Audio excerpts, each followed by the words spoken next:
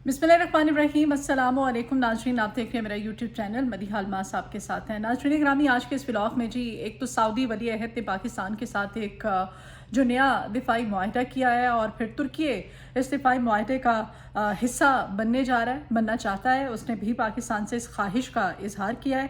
बाकी 4 कंट्रीज़ हैं जिनके माबैन ये अहम एक कनेक्शन जो है वो बनने जा रहा है। और मिडल ईस्ट ज़ाहिर है इस कनेक्शन के बाद इस इत्तेहाद के मार्ज़ वजूद में आने के बाद मिडल ईस्ट जो है वो डेफिनेटली वो बदल जाएगा। इसमें हो क्या रहा है, इसमें सऊदी अरेबिया है, इसमें तुर्की है, मिस्र है और पाकिस्तान है।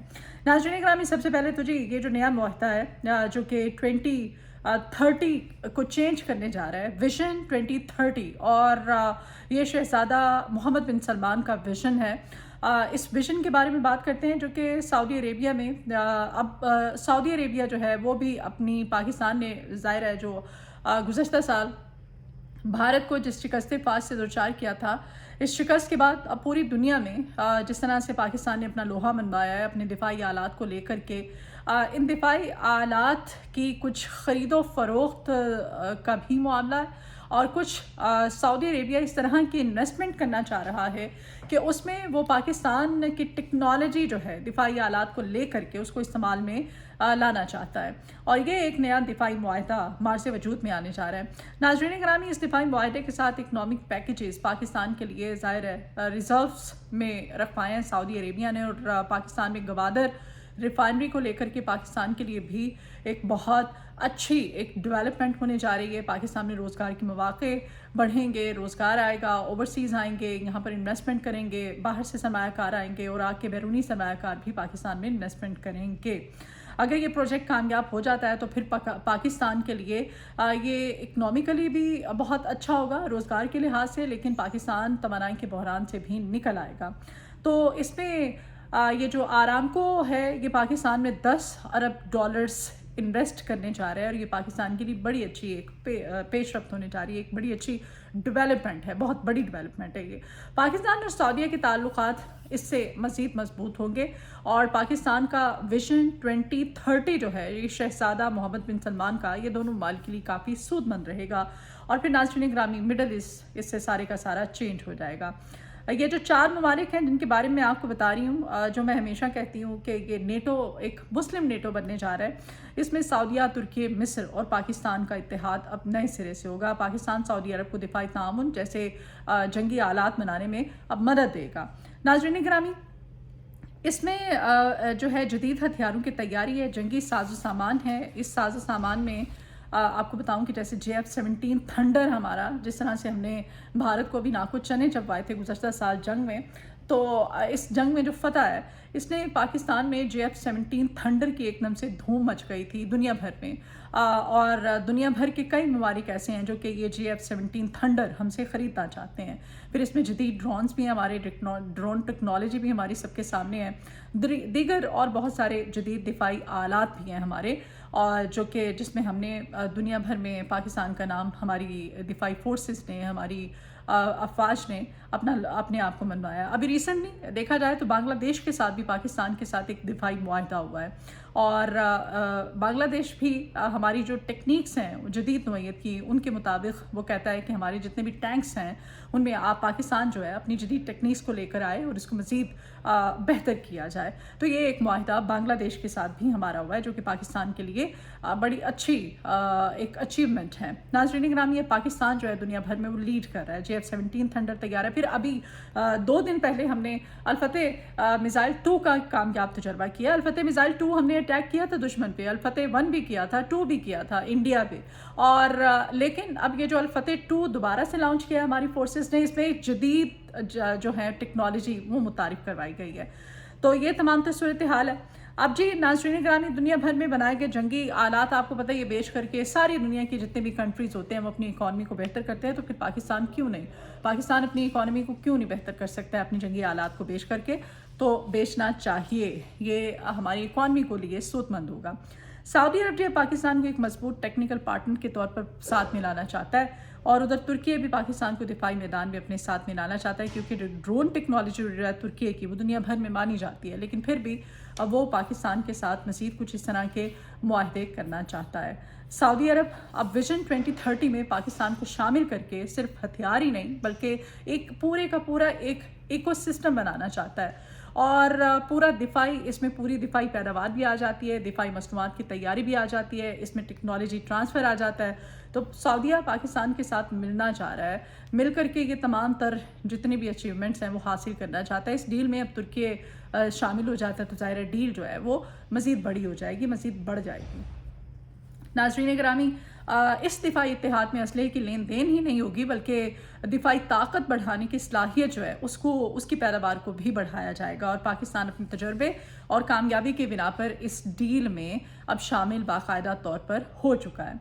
अच्छा जी, एक और जो अहम सूरत हाल है वो ये है कि डोनाल्ड ट्रंप साहब जो हैं, अब उनकी तरफ से क्या तैयारी की जा रही है। डोनाल्ड ट्रंप को ये भी बहुत ज़रूरी है अब ईरान में क्या सूरत हाल है, और फिर वहाँ पर ईरान अमेरिका ताल्लुकात को लेकर के जिस तरह से कहा जा रहा है कि बैकडोर इनके आपस में राब्ते जारी और सारी हैं। अपनी गुज़श्ता वीडियो में मैंने आपको बताया भी था, लेकिन इसमें जो अहम जो बड़ी डेवलपमेंट हुई है वो ये है कि अब वाइट हाउस में डोनाल्ड ट्रंप साहब को अब कुछ इस तरह से, वैसे डोनाल्ड ट्रंप जो है आपको बताइए इस वक्त पूरे के पूरे वो बौखलाहट का शिकार हैं, उनकी तरफ से जो रद्द-ए-अमल सामने आता है उस रद्द-ए-अमल को आप देख लें। लेकिन अब वाइट हाउस में उसकी डोनाल्ड ट्रंप की इस तरह से ब्रेन वॉशिंग की जा रही है कि वो जो शिकस्त है, वो जो हार है, उसको जीत में किस तरह से बदलना है ईरान के साथ जंग में।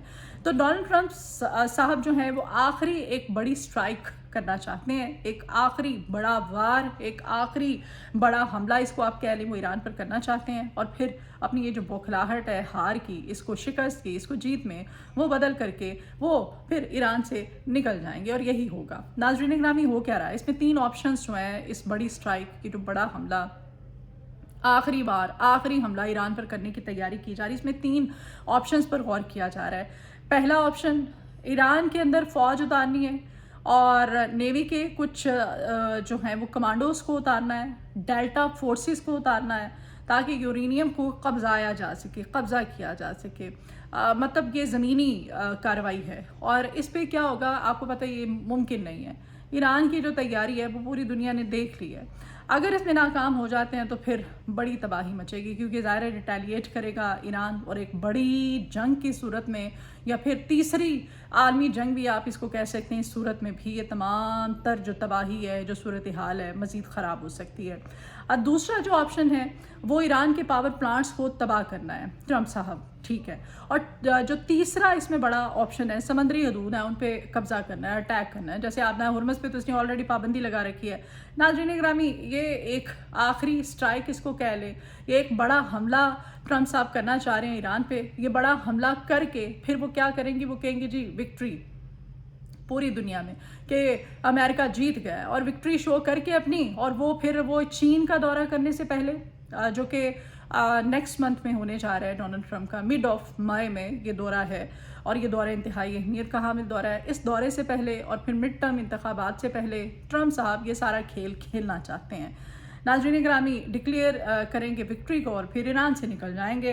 तो अब ईरान जो है उसकी तैयारी आप देखें, जहाँ पर वो आबनाए हुर्मुज़ पर पाबंदी के बावजूद, और ये शॉर्टेज जो बताई जा रही थी, तेल ज़ख़ीरा करने की जगह की कमी रह गई है, अब ज़ख़ीरा करने की गुंजाइश कम रह गई, इसके बावजूद $121 फ़ी बैरल, 121 से 122 तक पहुँच चुका है फ़ी बैरल जो है ब्रेंट क्रूड ऑयल। तो पहुँचने वाला तेल अब 140 पर पहुँचने वाला है, और ईरानी स्पीकर ने इस पे बाकायदा अपना बड़ा कॉन्फिडेंस के साथ उन्होंने अपना रद्द-ए-अमल दिया है। वो कह रहे हैं कि स्टोरेज ख़त्म होने वाली है और तेल की किल्लत का ईरान को सामना करना पड़ेगा, और ये सारे ताने जो हमें अमेरिका दे रहा था वो देख ले कि ऐसा कुछ भी नहीं हुआ है, बल्कि हम इसको स्टोरेज अपनी मज़ीद बढ़ा के दिखाएंगे। उन्होंने कहा है कि हम बढ़ा सकते हैं, और ये सब हम अब इसको लाइव करके अमेरिका को दिखाएंगे कि ये है हमारे पास स्टोरेज करने के लिए तेल को, ये हमारे सोर्सेज हैं, ये हमने तैयारी की हुई है। वो कहते हैं कि हम लाइव करके दिखाएंगे इसको अब अमेरिका को, उन्होंने कह दिया। ईरान की तैयारी आप चेक करें, यानी इसको पता था कि अगर जंग की सूरत हाल پیدا ہوتی ہے خطے میں، کبھی بھی دشمن کی طرف سے ایران پر اٹیک کیا جاتا ہے تو آبنائے ہرمز پر سب سے پہلے قبضہ کرنے کی کوشش کی جائے گی، اور آبنائے ہرمز پر امریکہ نے پابندی لگائی، اور آپ ان کی تیاری دیکھیں کہ ابھی تک وہ تیل کو ذخیرہ کر رہے ہیں، سٹور کر رہے ہیں۔ جو آخری اطلاعات تھیں، اور امریکن میڈیا، انٹرنیشنل میڈیا جو رپورٹ کر رہا تھا کہ اسٹوریج کی جگہ ان کے پاس نہیں ہے، اب وہ ذخیرہ نہیں کر پائیں گے، تو انہوں نے کہا ہے کہ ہم کر کے دکھائیں گے آپ کو، اور لائیو کریں گے، اور ٹرمپ دیکھے گا، ہم اس کو دکھائیں گے۔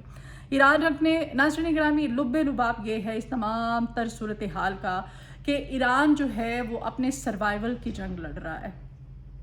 ایک طرف سروائیول کی جنگ لڑی جا رہی ہے، اور دوسری طرف بدماشی کی جنگ لڑی جا رہی ہے، خود کو امپوز کرنے کی اور خود کو سپر پاور دکھانے کی، شو کرنے کی جنگ لڑی جا رہی ہے۔